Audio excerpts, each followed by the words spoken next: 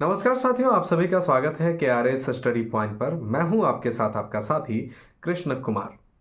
साथियों, जैसा कि आप सबों को पता है कि झारखंड में नई नियोजन नीति आ चुकी है। नई नियोजन नीति क्या ही कहें उसे, संशोधित नियोजन नीति है। पुरानी वाली में ही उसमें संशोधन किया गया है। खैर साथियों, जानने वाली बात यह है कि उसमें कौन कौन से संशोधन हुए हैं और किसे लाभ मिलेगा। हालांकि आप सबों तक जो है कि न्यूज़ के माध्यम से सूचनाएं प्राप्त हो गई होंगी, परंतु मेरे कुछ जानने वाले लोगों ने मुझसे यह कहा कि उसमें थोड़ा सा 60-40 वाला मामला को थोड़ा डिटेल में समझाइए। तो मैंने सोचा कि क्यों ना एक वीडियो बना ही दी जाए। लेकिन साथियों, वीडियो में आगे बढ़ने से पहले आपको एक मैं काम सौंप रहा हूं कि यदि आप इस वीडियो को फेसबुक पर देख रहे हैं तो लाइक, कमेंट और अपने दोस्तों तक शेयर कीजिए। और अगर अभी तक आपने हमारा YouTube channel KRS study point को सब्सक्राइब नहीं किया है तो अभी जाएं यूट्यूब पर और सब्सक्राइब करें। मैं हालांकि ऊपर में यूट्यूब वीडियो का लिंक डाल दूंगा, आप वहां पर भी जाकर के इसे देख सकते हैं। चलिए साथियों, वीडियो में आगे बढ़ते हैं। बताते हैं कि कौन कौन सी संशोधन हुए हैं नियोजन नीति में। तो साथियों, पहले संशोधन के साथ आपको बतलाता हूं, जिसे आपने अखबारों में जरूर पढ़ा होगा। पहला संशोधन तो ये हुआ कि झारखंड से जो 10th और 12th पास होने की अनिवार्यता थी उसे खत्म कर दिया गया है। मैं थोड़ा सा इसमें एक्सप्लेन करने से पहले थोड़ा सा पहले लेकर के जाना चाहता हूं आप लोगों को। साथियों देखिए, पहले की जो नियोजन नीति थी जिसे कोर्ट ने खारिज किया, उसमें यह कहा गया था कि अगर कोई व्यक्ति झारखंड में नौकरी करना चाहता है तो वो झारखंड में नौकरी करने के लिए एलिजिबल तभी होगा जब वो झारखंड राज्य से ही 10th और 12th पास किया हो। अच्छा, अब यहां पर इसे कोर्ट ले जाया गया और कोर्ट ने इसे खारिज कर दिया साथियों।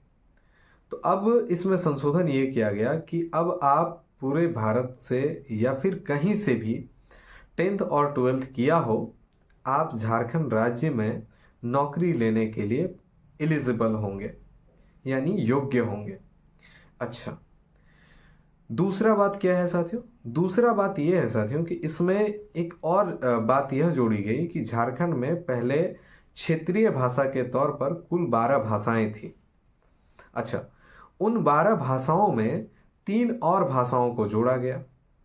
जैसे एक तो आपका हो गया इंग्लिश, दूसरा हो गया हिंदी और तीसरा हो गया संस्कृत। इन तीनों भाषाओं को जोड़ने के बाद जो है कि झारखंड में जो क्षेत्रीय भाषा का लिस्ट था वो 15 भाषाओं का हो गया। तो कुल 15 भाषाएं जो है अब क्षेत्रीय भाषा के तौर पर एग्जाम लिए जाएंगे। तीसरी बात, इसमें एक और अहम बात थी साथियों कि झारखंड की रीति रिवाज और संस्कृति से अवगत होना चाहिए उस व्यक्ति को जो झारखंड में जॉब लेना चाहता है। ये एक अनिवार्यता थी पहले वाली नियोजन नीति में, लेकिन इसमें इस अनिवार्यता को खत्म कर दिया गया है। बोला कि जरूरी नहीं है कि आप झारखंड के रीति रिवाज या फिर यहाँ की संस्कृति को आप जानें।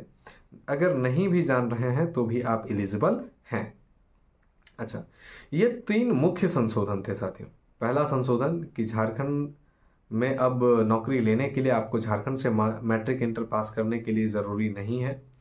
दूसरा संशोधन यह रहा कि इसमें 3 भाषाएं, क्षेत्रीय भाषा का जो एग्जाम होता था उसमें क्षेत्रीय भाषा के तौर पर 3 और भाषाओं को जोड़ा गया, हिंदी, इंग्लिश और संस्कृत को। वहीं अगर बात कर लें, इसके अलावा भी कुछ जो एक और चीज जोड़ा गया कि जोड़ा क्या, हटाया गया अगर मैं कहूँ कि जो भाषा, संस्कृति या फिर रीति रिवाज से जो अवगत होने वाली बात थी उसे कहीं ना कहीं अनिवार्यता से हटा दिया गया कि वो जरूरी नहीं है कि आप यहाँ की भाषा, संस्कृति और रीति रिवाज से अवगत हो। ठीक है, तो ये 3 बातें थी जो मुख्य अपडेट थे। अब मैं आपको लेकर के चलता हूं, जिसके लिए आपने इस वीडियो को पूरा देखा है, 60 और 40 वाला मामला। साथियों, थोड़ा सा आपको पहले और लेकर के चलेंगे। क्या है पहले वाला मामला, उस पर भी चर्चा कर लेंगे। पहले ये था साथियों कि झारखंड में ये जो मैट्रिक इंटर पास होने वाली जो नीति थी, समझिएगा ना ध्यान से, ये केवल और केवल जनरल वालों के लिए अफेक्टेड थी। जैसे कि अगर कोई लड़का या फिर कोई कैंडिडेट एसटी, एससी या फिर ओबीसी से बिलोंग करता हो, यानी ओबीसी कम्युनिटी से आता हो, तो उसके लिए यह जरूरी नहीं था कि वो झारखंड से ही मैट्रिक इंटर पास करे। वो किसी अन्य जगह से भी अगर मैट्रिक इंटर पास करके आया है तो वो भी जॉब के लिए एलिजिबल होता था। लेकिन मामला फंसता था सिर्फ और सिर्फ जनरल वालों के साथ में। जनरल कैंडिडेट, जो छात्र या फिर जो कैंडिडेट जो जनरल से फॉर्म भरते थे, वो अगर झारखंड से मैट्रिक इंटर पास नहीं किए होंगे तो उसे झारखंड में जॉब नहीं दिया जाएगा, भले ही वो क्यों न झारखंडी ही हो, फिर भी वो झारखंड में जॉब के लिए एलिजिबल नहीं होते थे। खैर, ये साथियों, अब मामला आता है, अब आपके मन में भी यह सवाल आया होगा कि झारखंड में किसे जॉब मिलेगा, क्या है 60-40 का मामला। पूरा विस्तार से समझाएंगे, थोड़ा सा सब्र कीजिएगा। साथियों, जैसा कि आपको पता है कि 60% झारखंडियों के लिए रिजर्व होगा और 40% ओपन टू ऑल होगा। ठीक है, थोड़ा समझाते हैं कि ये 60% कौन है। ये झारखंडी समझिएगा, इन 60% झारखंडियों के लिए झारखंड का स्थानीय होना अनिवार्य है। अच्छा, अब सर झारखंड के स्थानीय कौन है? तो झारखंड के स्थानीय होने के लिए साथियों, यहां पर अभी तक 1985 का ही मामला है, चूंकि उसे सरकार ने रद्द नहीं किया है, कि जिस व्यक्ति के पास में 1985 का खतियान है या फिर उससे पहले से वो झारखंड में रह रहा है, तो वो झारखंड का स्थानीय है। पहली बात हुई। अच्छा, अब इनको जो है कि रेसिडेंशियल भी लगेगा, साथ में इनके कास्ट सर्टिफिकेट भी लगेंगे, और वहीं जो ईडब्ल्यूएस वाले लोग हैं उनको जो है कि अपना इनकम सर्टिफिकेट दिखलाना पड़ेगा। अच्छा, 60% में कौन कौन आएंगे? एसटी, एससी, ओबीसी और ईडब्ल्यूएस, ये सभी लोग 60% के लिए एलिजिबल होंगे। यानी कि यही लोग जो हैं एसटी, एससी, ओबीसी, जिनके पास झारखंड का स्थानीय प्रमाण पत्र होगा और साथ में इनका जाति प्रमाण पत्र होगा, और साथ ही ईडब्ल्यूएस के कैंडिडेट के पास में इनकम सर्टिफिकेट अगर होगा, तो वे लोग ही 60% वाले फॉर्म के लिए यानी स्थानीय माने जाएंगे। 60% में उनकी जॉब लगेगी। वहीं अगर बात कर ले साथियों दूसरी ओर की, ये 40% में कौन लोग हैं, तो वैसे लोग जो जिनके पास झारखंड का जो है कि स्थानीय नहीं है, या फिर कास्ट सर्टिफिकेट या इनकम सर्टिफिकेट उनका नहीं है, नहीं बन पा रहा है, तो वे लोग झारखंड में जॉब के लिए आउटसाइडर से फॉर्म को भरेंगे, और आउटसाइडर में यानी अगर बात करें ओपन टू ऑल से भरेंगे, और उसमें जो है कि 40% जो सीटें रहेंगी उनमें इनका जॉब हो पाएगा। उसके लिए जरूरी कुछ भी नहीं है, वो जनरल के लिए ही रहेगा। यानी अगर बात करें कोई अदर स्टेट के भी कैंडिडेट जो अगर भरना चाहेंगे, तो वो भी उस 40% में आराम से फॉर्म को भर सकेंगे और जॉब ले सकेंगे। तो साथियों, ओवरऑल यही सारी बातें रही। आशा करते हैं कि आपको ये सारी बातें हम बहुत ही साधारण शब्दों में समझा पाए होंगे।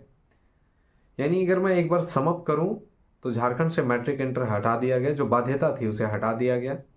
दूसरी बात क्या थी कि जो रीति रिवाज और संस्कृति की जो बाध्यता थी उसे भी हटा दिया गया।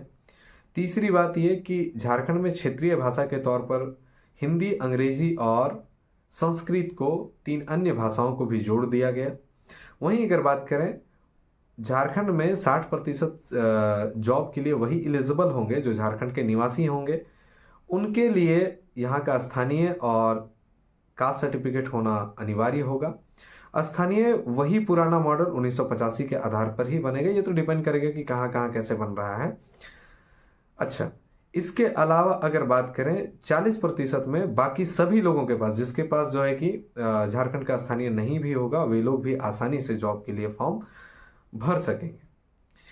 आप क्या सोचते हैं, किसे नौकरी मिलेगी? क्या झारखंडियों को इससे एक्चुअल में लाभ मिला है या नहीं मिला है? आप अपनी राय कमेंट में ज़रूर दें। बाकी मिलेंगे आपसे अगली वीडियो में, तब तक के लिए जय हिंद, नमस्कार, जोहार।